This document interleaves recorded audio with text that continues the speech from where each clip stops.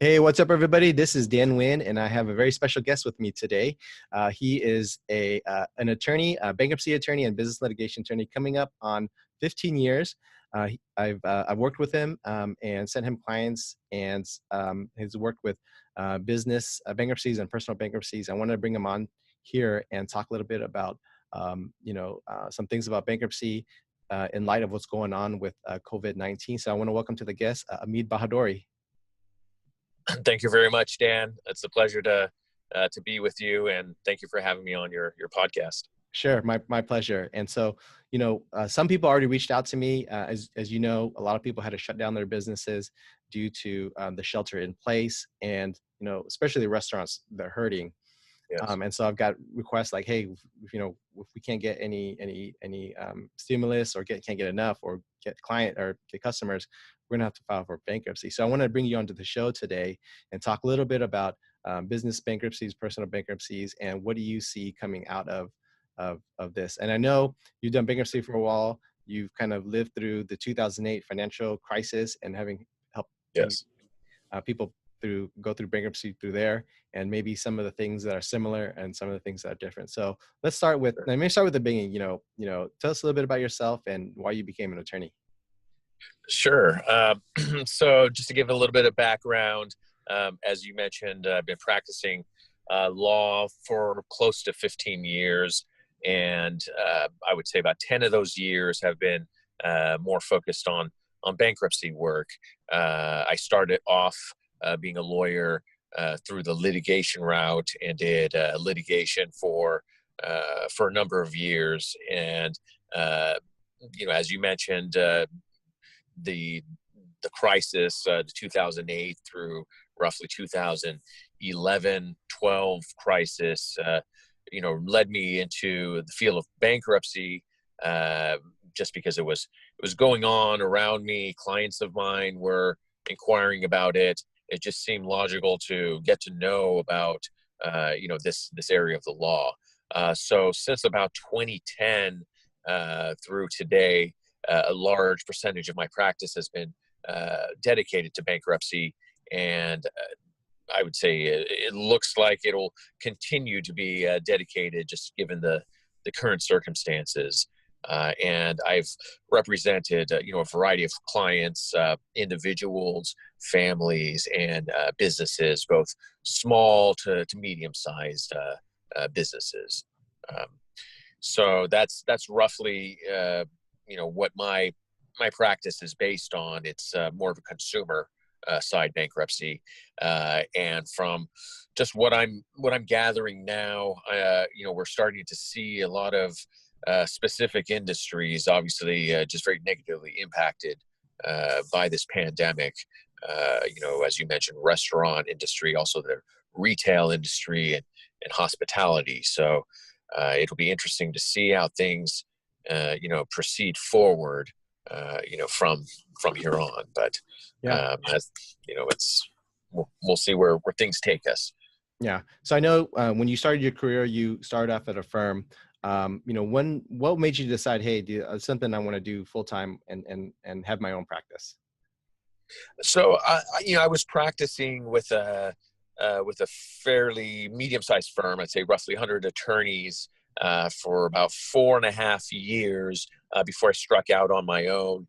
And what led me to that decision, really I think it was really a combination of seeing, my peers, some of my peers start their own practices, seeing them flourish, seeing them, gain, a lot of control and build their business and approach things from a different, mindset, from more of an entrepreneurial mindset than, being more of a just kind of a day-to-day attorney working for a firm, which there's definitely nothing wrong with that either. And that's, fits certain people's personalities great. For myself, I've always been more inclined, more of a, entrepreneur, and more inclined to do my own thing from a business perspective. So it was natural for me to strike out on my own. And I knew, I think when I started practicing, even with the firms, that eventually my plan was to go out on my own and start my own business. it was just a matter of timing, gathering the requisite experience that I felt, gave me enough confidence to be able to, practice on my own.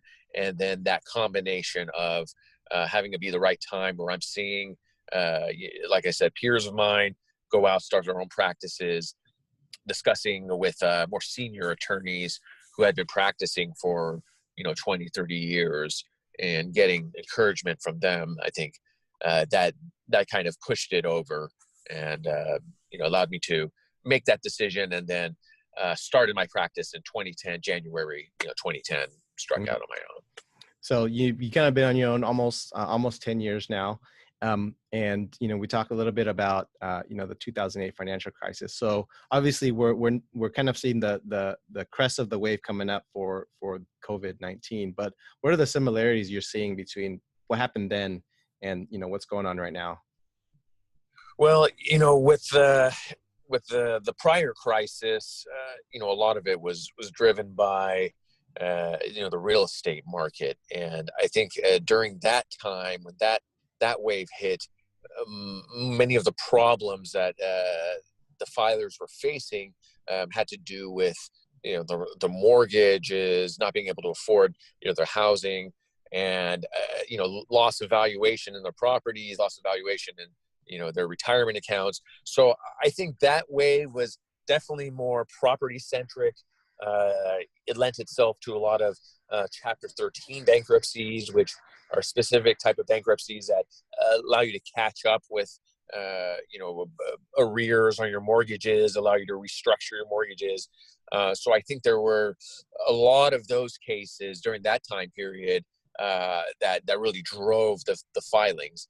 With the current crisis, which I think is still very new and nascent, and we have yet to see how it'll take shape. But I think we're seeing at least the sources of this, driven by the lack of economic activity in the industries that I mentioned. And I think we're seeing this oncoming economic recession or depression really hitting the type of workers and the type of jobs that are really service driven or consumer driven and face-to-face driven, which I think in turn will eventually impact their the housing market, because it tends to trickle in a way where people can't pay their mortgages, or and it eventually, I think, will hit the housing market. So what I'm expecting is we'll see a lot more Chapter 7 type bankruptcies, where it'll start with people trying to just discharge their either business debt or personal guarantees they have on businesses and try to restart anew, followed by more of a housing influence type of bankruptcy scene with the Chapter 13s and so forth. Yeah. So, you mentioned Chapter 7s and then Chapter 13s. Tell us a little bit of the differences between those two. And I believe those are personal, and then business have different chapters, right? Yes. They're both both Chapter 7 and 13 can be filed personally. Businesses can file Chapter 7 as well. For businesses, you will typically see either Chapter 7 or Chapter 11 bankruptcy. For individuals, you're mainly looking at Chapter 7s and 13s. An individual can do a Chapter 11 as well, but it's a bit more rare. It's more high net worth, individual filings. But Chapter 7 and Chapter 13 are the two most common types of bankruptcies. And what differentiates them are, a number of factors, but mainly, if to put it in basic, simple terms, in Chapter 7, you're seeking to discharge, in other words, eliminate all of your debt, where in a Chapter 13, you're seeking to enter into a payment plan where you're paying back a portion, all or a portion of that debt, your cumulative debt, over a certain number of years. And the typical Chapter 13 plan is a 5-year plan where people are paying back their debt. And why would anyone choose to do a payment plan versus a complete elimination of debt? has a lot to do with just being able to qualify for a Chapter 7 versus a 13. Whereas in a Chapter 13, it's more, you're dealing with disposable income, a little bit higher of a income threshold, and an ability to pay back, the debt versus, just really a drop in income and inability to pay the debt, little to no disposable income. Okay. So would you say like most people probably start off in 13 and maybe the courts say, or the trustee says, hey, I think you make too much money, or like you didn't lose that much. Like, Sure. we're going to put you on a 13 because, maybe a 7 is, I don't know if the word is unfair, but like maybe more appropriate. Yeah, it does happen. Okay. You're supposed to really qualify the case in advance of filing. So in that decision making between the 7 and 13, you're typically evaluating already Okay. the total income. There's something called the means test, which is a test that was enacted by the legislature. It's a bankruptcy budget test where we evaluate, or the code evaluates your income versus your allowed expenses, and that issues its own disposable income number amount. And by running that test, you essentially evaluate whether the filer should be in a 7 or a 13. But that being said, I have had cases, and I've heard of other cases where maybe it starts out as a 7, but then somewhere along the process, either maybe there's more income has been generated, or there's certain expenses that the trustee just will not accept, and the filer is requested to convert to a 13, or sometimes it's just dismissed as a whole. But that's something that comes up every now and then. But Okay. So I mentioned before, a lot of my clients, they own their own businesses, and they have personal guarantees. So and you talk about Chapter 7 and discharging those personal guarantees. So how does it work if someone has a business, maybe LLC, a corporation, maybe they're an owner, or maybe there's only a handful of owners, and that business is going under, and there's a personal guarantee because they have a 20,000 square foot restaurant or real estate space, right? Do they both, as the business and them, do they file for bankruptcy, or how does that come into play? Yes. I mean, the personal guarantee is really it's a tough one to deal with, because it does tie the individual. It does make them liable for the debts of the business. So in a situation where there is no personal guarantee, the business itself can file bankruptcy, and depending on if there are any assets, those are distributed. If not, you're just closing up shop in a Chapter 7. You're closing up shop, and the individual walks away. But more often than not, with leases and even lines of credit, a personal guarantee is required. So even if there is a bankruptcy filed for the business, the individual, many times will have to file as well. But it does create, there is a little bit of, I guess, a gap there where you can try to negotiate with the creditor, let them know, look, the business it's going under, we're closing shop, we're filing bankruptcy. We understand there's a personal guarantee, but if there's anything we can do to negotiate this debt, to relieve the personal guarantee, that's something that we see. Or sometimes just the personal guarantee is negotiated and some lesser amount is paid, because a lot of creditors know that if the business is filing bankruptcy, the individual, it's not long before the individual is looking to do so. Okay. So you mentioned, the business closing a shop. What are the benefits? Let's assume there's no personal guarantee and there's no personal liability of the business owner out, from the business. What's the benefit of the business filing, let's just say a Chapter 7, versus just like, all right, forget it, I'm going to walk away from everything and not do anything? Sure. Yeah, I mean, a lot of time there seems to be, there's a difference of opinion, I would say, out there on how businesses should deal with, closing down.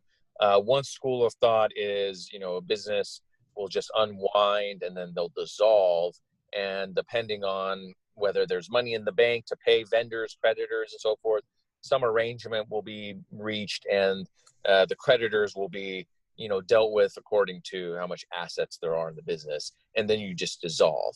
In those situations, a bankruptcy really is probably not necessary. Bankruptcy really, I think it's more appropriate in circumstances where there are a lot of creditors. It's maybe a more complicated situation from an asset perspective. For example, I had recently, I had a case, and it was a restaurant that was filing Chapter 7, and the restaurant had a lot of kitchen equipment, a lot of items that could be liquidated. And instead of really going through the process and doing a private liquidation, it just seemed easier to do a bankruptcy, let the trustee deal with the liquidation, and it's just more of a structured environment where you can, have a structured liquidation and payment of creditors, and it's over at that point. Okay, so let's maybe talk about some of the misconceptions about bankruptcy, and can you share a little bit about some of the things, the most common things you've seen come across, in front of your desk or in your office that you're like, hey, no, this is way wrong. Right. Yeah, a lot of people, have misconceptions just about.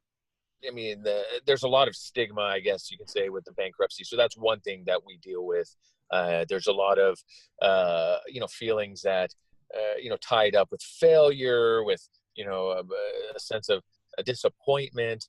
And, there's a good amount of that. And that's one level of really counseling the client.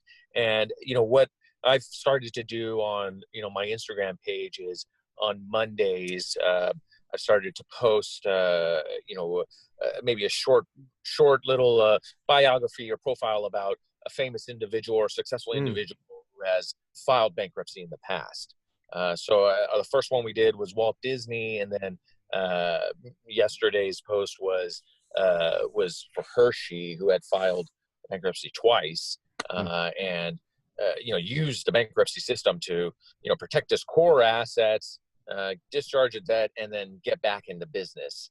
And it was the third time that he was able to really get out there and become successful.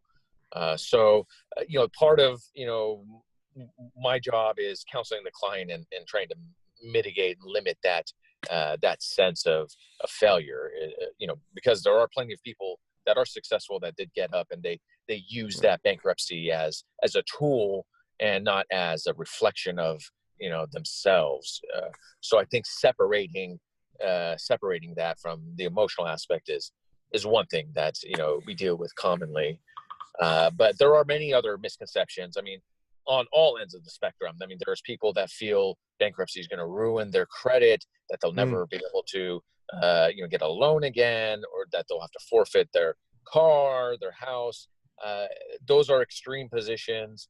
And I can get into that and the detailed credit impact and so forth either later now or some other time. But on the other end of the spectrum, what we deal with are people who think that they can just file bankruptcy and do and get away with anything, or not pay anyone back and keep assets, or that they can for example, use their credit card and run up a big bill and then just file in the following month. So there are many regulations in place to prevent against that kind of fraud. But I would say more often we see the client that thinks that the bankruptcy is going to impact them harder than it really ends up impacting. Because I do get calls from clients even 1 to 2 years out who have significantly increased their credit score. 2 years out, I hear people having 700 credit scores and above. There's a newsletter that I'm starting as well for anyone that wants to go to the website and sign up. It's basically more of a credit repair, things to do after bankruptcy, because I've found that a lot of clients are interested in knowing, okay, we know about bankruptcy, what the effects are. Now, what do we do after the fact? So there's a lot of information on that out there too, just on the internet. But I'm trying to focus on providing that information for free to whoever's interested. Okay. Okay. Yeah, you addressed some really good points. Is a lot of people fear bankruptcy. It's kind of a loss of status, especially for very successful business owners, right? Mhm. Yeah. And then I remember, 2008, people were after they lost their homes, but they were qualifying for loans like 2 years later to buy Mhm. another Mhm. house from the stack of cash they had Yeah. in their Yeah. mattress. So That's yeah, true. it's kind of amazing how it's bankruptcy is not maybe not as bad as most people um, think about. Yeah. Yeah. Yeah, and it's, every situation is different. I mean, if someone wants to, really needs to buy a house in a year, and it's really important to have good credit, bankruptcy might not be the best solution for them. Or certain people have certain occupations Mhm. where it's difficult for them, where it's required for them to have a good credit Yeah. profile.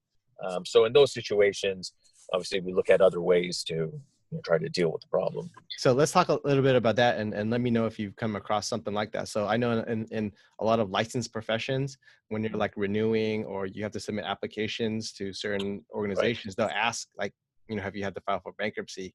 So have you run right. across something like that, and how have you counseled clients either you got to do it and just bite the bullet, or hey, Mhm. let's I think you can not file and maybe save your license or stay in business.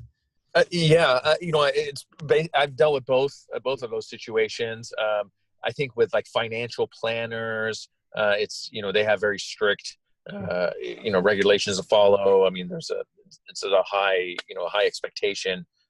So for people like financial planners or others in those type of licensed professions, I tend to counsel against filing and maybe finding other ways, because that tends to be their main ability to generate source of income. So we definitely want to be sensitive to that. In other professions, I've dealt with some clients that it's they work for the government. There's maybe they're a government contractor, or there's some other, they're working in some other capacity where it's required for them to meet a certain threshold, or maybe they're asked about if they've filed bankruptcy. Every year they do a review or something like that. But it's not necessarily critical for them to maintain that excellent credit. In those situations, it's better to be upfront with it, deal with the employer, let them know the situation, and we found that the employers have been sympathetic, to those situations. I mean, ultimately, the employer knows that the person is working, that there's some income. There's usually the reason for filing is something that has to do with a more personal issue, or it could be an investment issue, and it's something that we can work through. But I would say with those professionals, like the financial planners, I think it's a little bit more difficult, and you definitely want to avoid filing if you can. Yeah. So when is the right time for someone to at least call someone like you, right? Because I know sometimes there's a too late to the time, and maybe there's too late. Like when's like the appropriate time to reach out to somebody, say, hey, I'm thinking for bankruptcy, I need to consult with you. I mean, I think the earlier the better, really. I Mhm. mean, if there's a sense that, if there's a job loss, or, there's, awareness that, it's going to be a tight financial situation coming up the next few months, I would say it's better to just get ahead of it. And, we offer, 30-minute consultations, for free. Usually we can answer most of the questions, in that time frame.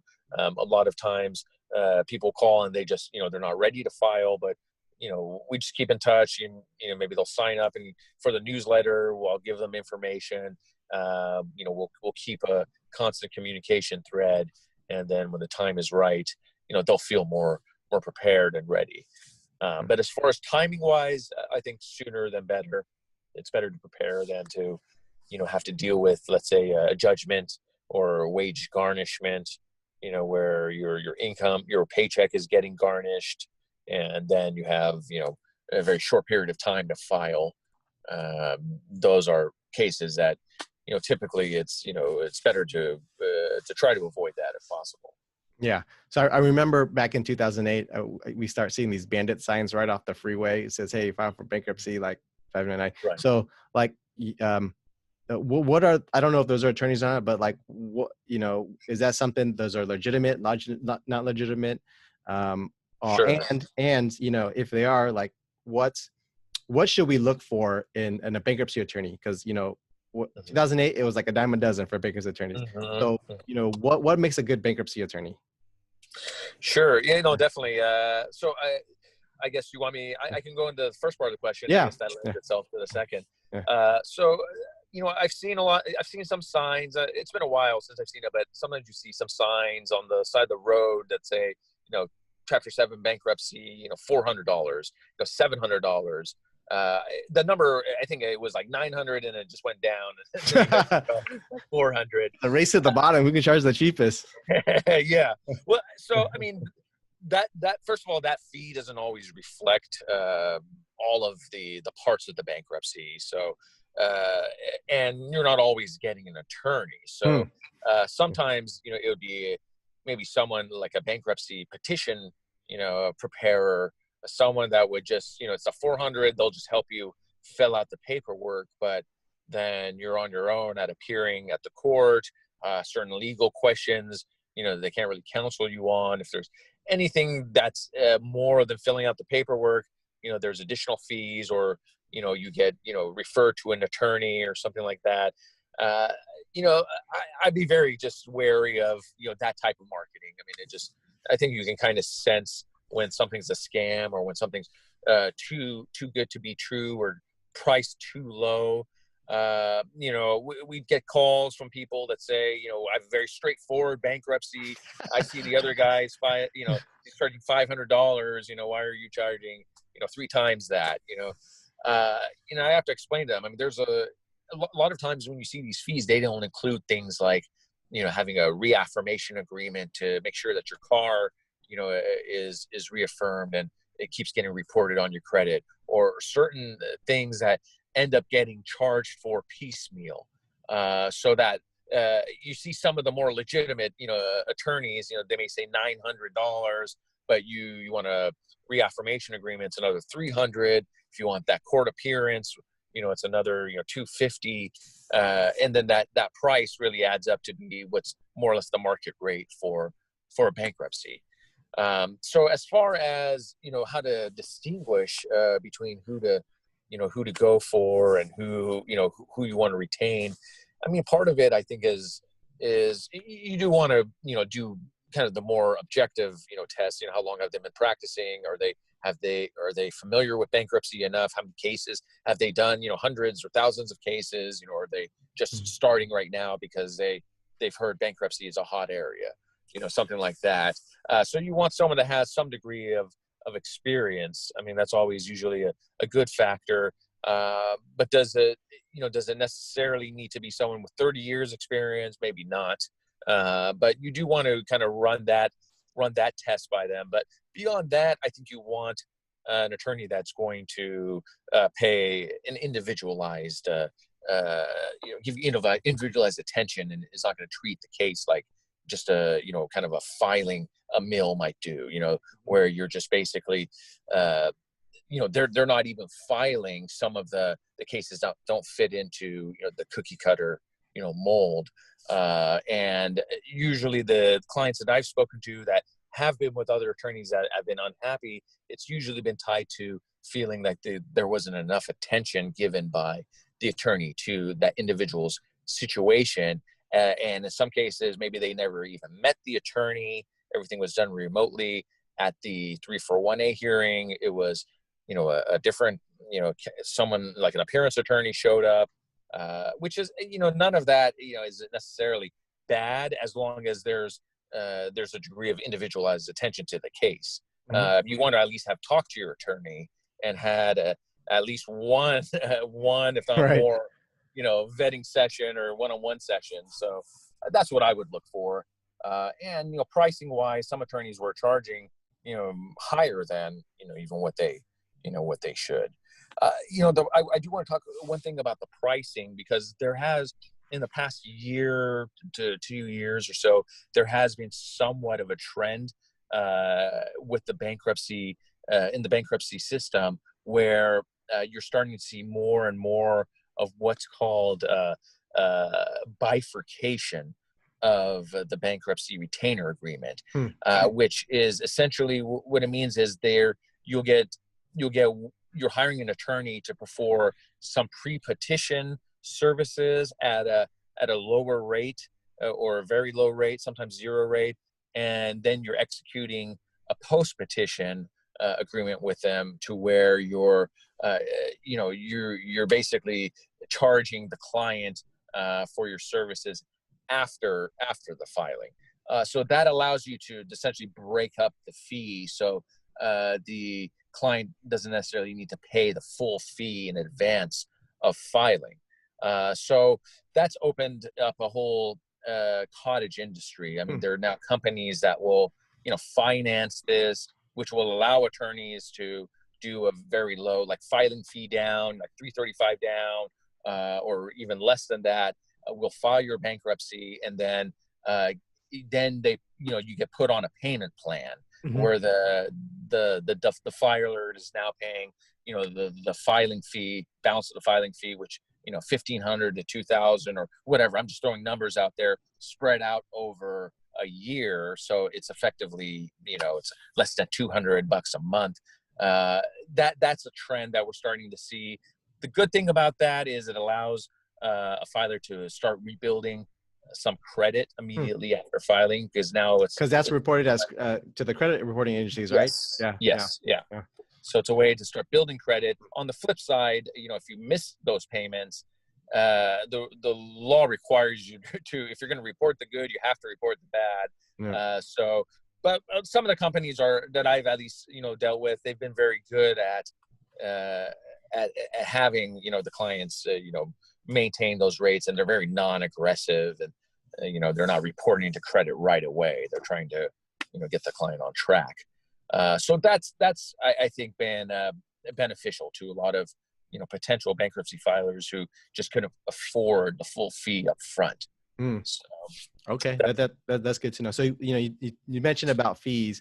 Assuming they could afford the fee up front, I think you might get this question a lot. Can I discharge the fees I pay to you in the bankruptcy you file for me? You mean in terms of, like, if they do one of these bifurcated, where bifurcated or not, right? So I've got, like, hey, since I'm going to pay you $1,500 already, can I?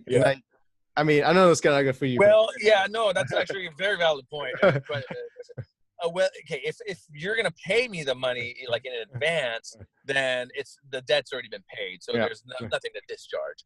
But in these situations I'm talking about, these bifurcations, these are situations where that post-petition, the post-petition filing, the post-petition fee, technically it becomes post-petition, so you can't discharge that. Right, because it's only anything before the petition is filed that you can discharge, right? Exactly. Right. Exactly. Right. Yeah. Okay. All right. Well, that's good to know. Okay. So, hey, you mentioned your Instagram. It's been where if we want to learn more about you and watch your stories, like, where can we find you? So if you can go to my Instagram, it's ATB Bankruptcy Law, and I try to update information on there at least a few times a week. But I am going to start posting videos and doing some more informational stuff on there. So I think that's probably a great place to find me. That's got my website link on there. Website is we're retooling it a little bit so we can have it be a little bit more user friendly, or in terms of having being able to interface more with the user. I would like to have something on the website by the end of the month, where someone visiting can basically run some sort of soft means test and see, do they qualify for 7 or 13? Okay. At least as a general idea, without being, too specific. Yeah, and I'll share the links to your website and the Instagram page on the show notes. All right, so we're going to go into some rapid fire questions here. So just answer what first pops into your head. Okay.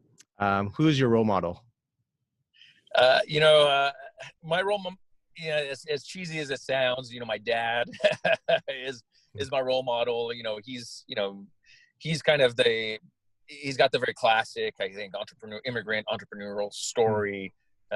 Came to this country, in his, I think, graduate school years. He was in the medical field, laboratory sciences, eventually started his own laboratory. And I just remember seeing him as a young age, him and my mom, working, building this company, which, it kept him business and kept people employed and, provided a source of income for family for many years. So, and he was always dealt with the utmost integrity in his business. So that's something that, I really look up to, because I do see my dad as someone that did business the right way, even while there were, a lot of shady things going on in the laboratory business, like sharing fees and things like that, that maybe, got certain people ahead, but he just kind of never went for that. All right. So what's the best business book you've ever read? That would probably be a book that I read. I first read in my senior year of high school in my Model United Nations class, and the book was called Getting to Yes, which it's more of a negotiating book, I guess, than anything else. That book I really like that book because it teaches you to kind of separate the person from the problem and focus on things in a more of an objective way, and how you can get further in negotiations if you're taking that type of approach versus more of a forceful approach that kind of reminiscent of signing up for the gym or something like that. Being forced into the big package. Yeah. All right. What's the best business advice you've ever received? I think the best business advice I received was really it's a very simple premise, but it's identify the problem and find the solution. And as long as you do that, you're always going to be in business, and that can take many different forms. It doesn't need to be something as explicit as we're in a pandemic and we need more masks. That's an obvious problem. But even within our own businesses, what's the problem and how do I fix it? What's the solution to it? So, like I said, fairly basic advice, but something that's pretty key. All right. If you could do one thing over again, what would it be? I mean, it would probably be to start getting on the social media earlier, start doing more digital, having more of an online presence earlier. And I know you're a bit of a trailblazer in that area. So, so definitely, something that, and I don't think it's, never too late, right? So we're, definitely trying to do that now, but, it would have been good to have a head start on that. All right. And so final question is, you lose everything and the only thing you have is your phone, your computer, and the internet connection. How do you rebuild your business in 30 days, which may or may not include bankruptcy? Right. Well, as long as I have my phone and my, and my computer, especially, well, definitely the internet, start leveraging contacts, really. I mean, I think in this pandemic, we realize how much, we rely on these devices, how much we can leverage them. So it would really be, it's probably not too much different than what I'm doing now, try to offer advice, information to a problem, do it on some sort of platform to get out there to the public, and then be available to answer those questions, directly when they want to call you. All right. Hey, thanks again, Amit Bahadori. You can find him on Instagram and look for Bahadori Law on the internet for a bankruptcy attorney. Thanks again for your time, and you stay safe out there. All right. Thank you so much, Dan. My pleasure.